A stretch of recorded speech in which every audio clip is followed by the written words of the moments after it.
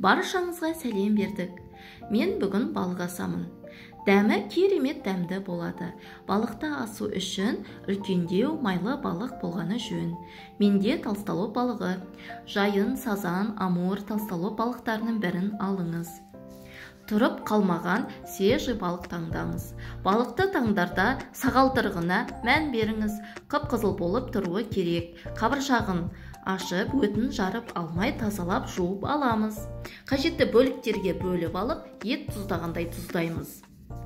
Чеснок, қара бұрыш, тұз сеуіп араластырамыз.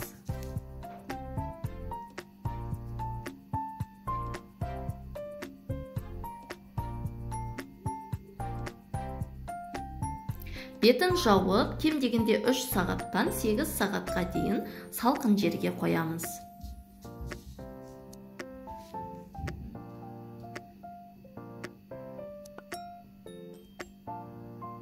Сәбіз бен картоптың сыртын ашып, балықпен бірге қайнатамыз. Еттің қамырына илегенде аз ғана қамыр илейміз.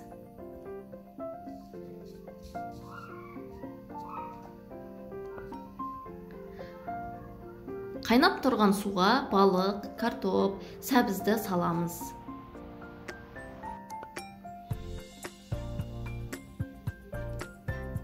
Қайнаған соң бетіндегі көбігін аламыз. Оттың астын басып, бетін жауып, жай қайнатамыз. Дәміне қарай тұз қосамыз. Қайнаған уақыттан бастап 40-50 минут қайнатамыз. Мен 50 минут қайнаттым. Балық піскенше қамырды жайып, кесіп дайындап қоямыз.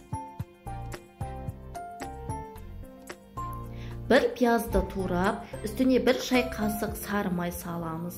Балықтың сорпасынан аздап сорпа құйып, отқа қойып, тұздығын дайындаймыз.